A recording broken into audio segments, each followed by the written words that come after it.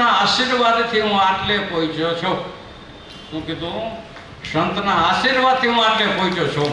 એ અનુસંધાન એને ઠેઠ લગી રાખ્યું અને ખૂબ સત્સંગની કે સેવા તે વખતે એને કરી અને સત્પુરુષને રાજી કર્યા. જો વચન માન્યા અને શરણે ગયા તો સુખી થયા. બે વાતે સુખી થયા. ઠેઠ લગી યાદ રાખ્યું તો ભગવાનના ધામને પામી ગયા. અને આ લોકને વિશે પણ બધા જે સુખની લોકના સુખ છે એ પણ એને પ્રાપ્ત. બે વાતે મુક્તિ અને ભુક્તિ, મુક્તિ અને ભુક્તિ બે એને પ્રાપ્ત કરી લીધી. પણ શેણે કરીને કરી? તો કે આ વચને પાડ્યા અને અનુસંધાન રાખ્યું તો, નહીતર ન થાય. નકર ભૂલી ગયા, આશીર્વાદ લઈ લીધા, ફળ મેળવતા ન આવ્યું તો મારે કે એમ ન કરવું. છે ને છે, નથી ને છે ને નથી, નથી ને છે, આવા ચાર વાક્યો. કે છે ને છે એટલે તો કે પૂર્વે હતું ભગવાન સત્પુરુષો લખે કર્યું હતું અને પાછો અત્યારે કરે છે તો એ છે ને છે. નથી અને છે, નથી ને છે. પૂર્વે કંઈ નહોતું કર્યું પણ અત્યારે કર્યું છે તો નથી છતાં એ કરે છે તો એ છે. આવા ચાર વાક્યનો ઉત્તર બહુ સરસ લખ્યા છે. એટલે મહારાજ કે આપણી પાસે ભલે કંઈ ન હોય પણ પુણ્ય મેળવવા માટે જરૂર આવું કરવું. આજે આપણે વર્તમાન કાળે અત્યારે બેઠા છે અને સભાની અંદર જે હું આ મહારાજ શ્રી પાસેથી સાંભળું છું, આચાર્ય મહારાજ પાસેથી કાયમ સેવાનો જે અવિરત ધોધ આવ્યા રાખે છે, તો એ આપણે ક્યાં ખર્ચ કરવાનો છે? બધાને રાજી કરવા માટે. શું કરવા માટે? ભગવાન સત્પુરુષો બધા રાજી થાય, ખાય પીએ આનંદ કરે, લહેરું કરે અને મોજો કરે, એના માટે કરે. અને રાજીપા જેવું બીજું કોઈ સાધન નથી, શાસ્ત્ર લખે છે. ભગવાન અને સત્પુરુષો રાજી કરે જેવું બીજું કોઈ, એ શેનેથી રાજી થાય છે? સ્નેહથી રાજી થાય છે. આ સ્નેહ છે ત્યારે આ કીર્તન અને ધૂનની ધબધબાટી બોલતી હોય અને જો બધાને હૃદય આમ ફૂલાય અને જો આમ નાચવા તન મન થઈ જતું હોય તો શેને કારણે? કોઈને કહેવું નથી પડતું કે હૃદયમાં કેટલી ભક્તિ છે. એ આપણી માલિકો જ ઉછાળા મારતી હોય, આપણી માલિકોથી ઉછાળા મારતી હોય. કે ત્રણ ફેરે કહેતો કે ઊભા થાય ખરા? કોઈ નહોતું. પણ એને એમ થાય કે મારા ઈષ્ટદેવના ગુણગાન ગાય છે તો આપણે કેમ રાજી ન કરી લઈએ. રાસ લીલાઓ ભગવાને રચાવતા ત્યારે સૌ કોઈ નાચવા ભેલા થઈ જતા. એમ અનાદિ શ્રી કૃષ્ણ નારાયણ પણ જ્યારે મંથલીની અંદર હતા ત્યારે મંદિરની કોરે બેઠા હોય, સાંજે કથાની સમાપ્તિ થઈ ગયા પછી આવી રીતે ઓસીની કોરે ગાદલું નાખી દેતા અને એક તકિયો કરતા અને પોતે બેઠા બેઠા માળા ફેરવતા હોય અને મોટો ચોકાન હતો. ત્યારે તે સમયની ઘનશ્યામ મંડળી કહેવાતી. આપણે રાસ રમતા, અહીંયા તો ખબર નથી કેવું હોય પણ તે સમયે ગામડાઓની અંદર આપણે એ રાસ રમતા બધા. એ સાંજે મહારાજ 1 કલાક પોણો કલાક રાસ રમાડે બધા અને મહારાજ બેઠા હોય અને ભગવાનને રાજી કરતા. એટલે મહારાજ કે તમારી સ્નેહની ભક્તિ છે તો હું તમારી ઉપર રાજી છું.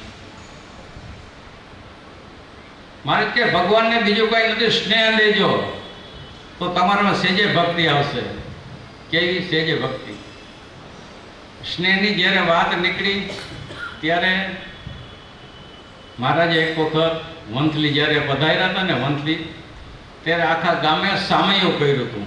21 બળદની આમ જોડી એક ગાડામાં સિંહાસન કરી અને 21 બળદની હાર આમ આગળ કરી અને એક રથ જેવું બનાવીને આગળ બેસાડ્યા હતા મહારાજના ઉપર. પણ તે પહેલાં જે રેલવેની ટ્રેન આવે એમાં મહારાજ ઉતર્યા ત્યારે આખું ગામ એક હાર લીધો તો એક હાર બધાએ. હવે એ મહારાજ આમ ઉતર્યા એટલે બધા એક પછી હાર મહિના પહેરાવા. હવે આજે તમે 2 કે 4 હાર પહેરાવે તો અમને લોકો વજનવાળી થઈ જાય ને. મહારાજને કે આઈ લગી આવી ગયા હતા, આઈ લગી. પછી કે મહારાજ આમ લટકા થયો એ અવસ્થા સારી.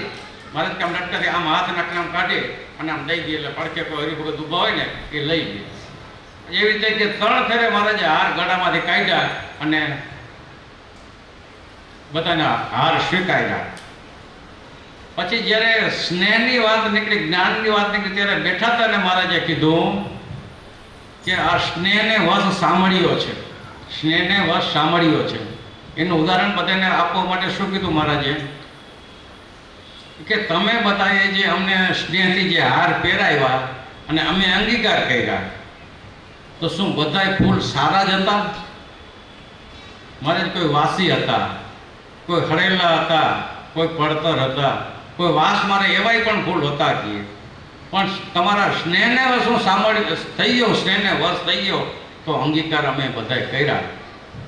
તો ભરત કે સ્નેહ જેને ભગવાન વિશે છે એ ભગવાન કોઈ વસ્તુ કાંઈ બીજી ગણકારતા નથી. એ સ્નેહને વશ સાંભળ્યો તો મારે કે આપણે ભગવાનને સ્નેહ દેવો, વાલથી જે કાંઈ કરવું એ વાલથી કરવું, હેતથી કરવું. કરવું પડે ને કરવું પડે નહીં કે મારી આવું ઉમરા પૂછતા તો હું પૂછું છું, એનો મહિમા મને ખબર નથી. કે મારે આવું પૂછતા હતા, કાંઈ ચાંદલા કરતા ચોખા મૂકતા ઓલું કરતા તો હું કરું છું એ રીત પર. મારે એ કેમ નહીં, જે કરો એ મહિમાથી કરો, સમજીને કરો, એનું ફળ ને એનો આનંદ આખો બીજો આવે છે. એનું ફળ ને એનો આનંદ આખો બીજો હોય છે. તો ભગવાન અને સત્પુરુષો આપણે જે ઓળખાણ છે દયા કરી છે ને, તો મારે કે આવો લાભ કોઈથી જવા ન દેવો.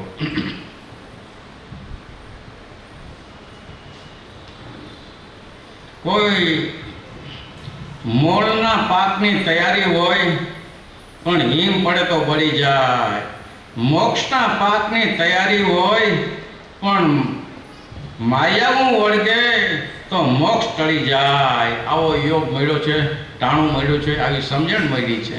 આપણા મોક્ષની પાકની તૈયારી જ છે હો. દેહ કેટલો રે ખબર નથી કોઈને, પણ વાત સમજાણી છે તો નક્કી સમજી લેવું કે આપણા મોક્ષની તૈયારી છે. હવે માયાવું વળગવા દેવી નથી. માયાવું વળગે તો મોક્ષ ટળી જાય છે એમ લખ્યું છે મહારાજે. તો હવે આપણે માયાવું નથી વળગવા દેવી. કઈ માયાવું? લૌકિક અનંત પ્રકારની માયા લખી છે. સ્વાદની,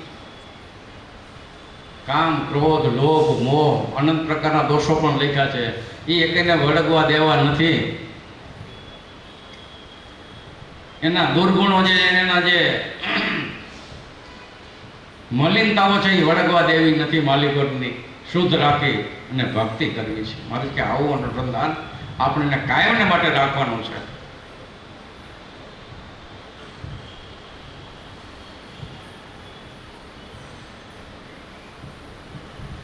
આ જીવાત્મા સચ્ચિદાનંદ એવો પ્રહલાદ છે, પણ તેને રજોગુણી રૂપી હિરણ્યકશિપુને પોતાનો બાપ કર્યો તથા મૂળ માયાને કાયાધુની પેટે માં કરી. તેથી જન્મ લઈને કાયા ધોળ શરીરનો સ્વામી થઈને રહ્યો છે. વાસના રૂપી હોળિકાને બહેન કરી છે અને રાગ દ્વેષ રૂપી ચંદ્ર તથા અકર્મને ગુરુ કર્યા છે. તે જીવાત્મા સાચો પ્રહલાદ ભક્ત થઈને ભક્તિ કરવા માંડે તો ભગવાન પોતે ભગવાનની ઉપાસનાના બળ રૂપે નરસિંહ રૂપે કરીને હિરણ્યકશિપુને રજોગુણી સંસારનો લય કરી નાખે. કાયાદો રૂપી માયાને ખસડી મેલે, વાસના રૂપી હોળિકાને બાળી મેલે, રાગ દ્વેષ રૂપી ષંડ કર્મની આસુરી અવિધા પેશવા ન દે. અમહત્વાદી ભાઈઓને મટાડી દે અને ખરી રક્ષા કરી ધામમાં લઈ જાય એમ સમજીને ખરા ભક્ત થવું. બોલો, આપણે સૌ કોઈ જાણી છે, સંતોએ લખ્યું પણ છે કે ભક્તિ ઉપર ભય શાનો રે સંતો, ભક્તિ ઉપર ભય શાનો. પ્રહલાદની આવી જો ભક્તિ હતી તો એનો કોઈ વાણ વાકો ન કરી. સગા બાપે અનંત પ્રયત્નો કર્યા મારી નાખવાના, છેવટ સંબંધીઓએ અનંત પ્રયત્ન કર્યા એને કાં તો મને વરદાન છે કે મારું કાંઈ નહીં થાય, મને એવું વરદાન છે અગ્નિમાં મને કાંઈ થતું નથી, લાવો હું એને મારી નાખું. પણ એ રક્ષાનો કરનારો જબરો છે, એને કોણ મારી શકે? પણ શેણે કરીને થયો? ભગવાનને વિશે એને એવી સ્નેહની ભક્તિ હતી કે સ્નેહની ભક્તિ એને એવી હતી કે સાચી કમાણી આ છે, બાકી નકર એને ક્યાં કમી હતી કોઈ પ્રકારની. હિરણ્યકશિપ કોઈ નાનો જેવો તેવો નહોતો, અનંત લોકનો એ રાજા હતો અને એની હાથ ચાલતી અને સરસ પૂજાતો જબરો હતો, છતાં પણ એની પરવા ન કરી. પણ જેને ભક્તિ જ કરવી હતી, મોક્ષ જ જેને મેળવ્યો હતો, એ શાસ્ત્રમાં અમર થઈ ગયા છે આજે.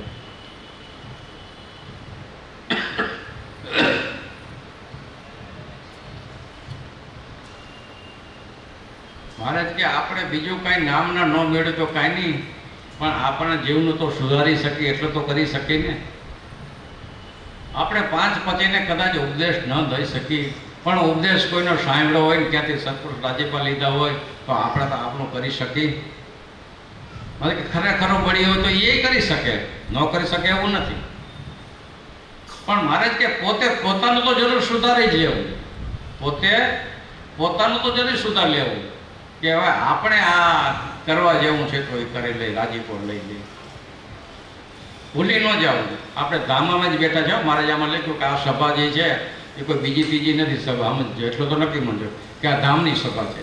ભગવાન એના સત્પુરુષનો હાજરી છે, ભગવાનનું આહવાન છે, તો બીજી સભા નથી. જો માલિકોના વિચારો બીજા હોય તો બીજી સભા થાય. સ્વામિનારાયણ ભગવાન એક વખત ગઢડાની અંદર બેઠા છે અને આખી સભા આખી મોટી પણ વિશાળ બેઠી છે અને એ બોલ્યા છે કે આ સભાને અમે ગૌલોકને વૈકુંઠથી અધિક પણ જો ન જાણતા હોય તો અમને પરમહંસના સમ છે. 500 પરમહંસ એટલે એમના જેને આજે દીકરાઓ ગૃહસ્થને વાલા હોય ને એવા પરમહંસ હતા. ભગવાનને એવા આમ શું કામ ખાવા પડે છે? તો કે બેઠેલા સાંભળનારે એવો વિશ્વાસ નથી કે એથી અધિક મોટી સભા છે. એવો જો એ વિશ્વાસ એવી હોય તો માર્કેના મોક્ષમાં કાંઈ ખામી નથી. વિચાર કરો, ભગવાન અને સત્પુરુષો ભગવાનના વચનો છે. હમ ખાઈને ભગવાન કહે છે કે હું આ સભાને એથી અધિક માનું છું. બોલો શું કામ ને?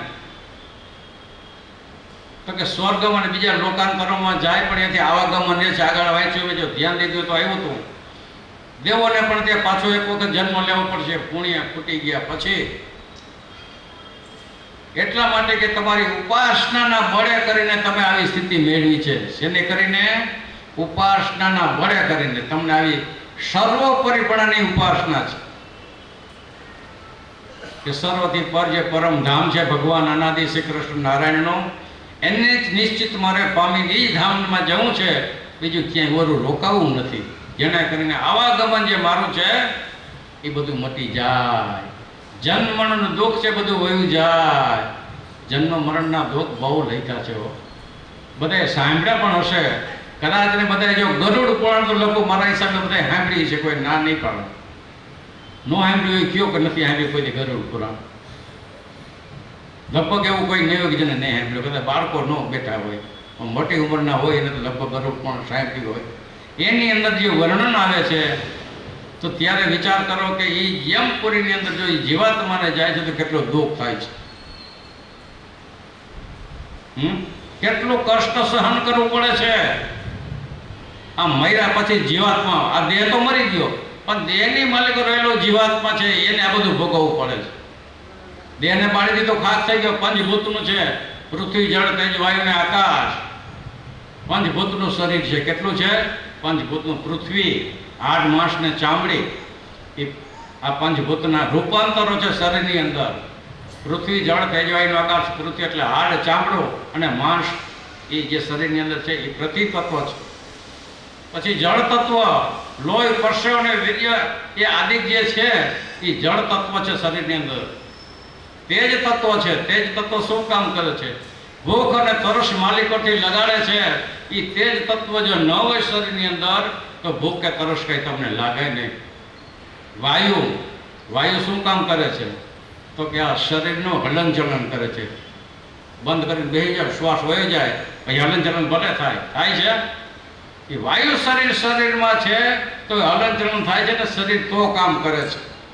આ પંચભૂતનું જે શરીર છે છેલ્લું રહ્યું આકાશ. આકાશ શરીરમાં ન હોય એનું શું કામ છે?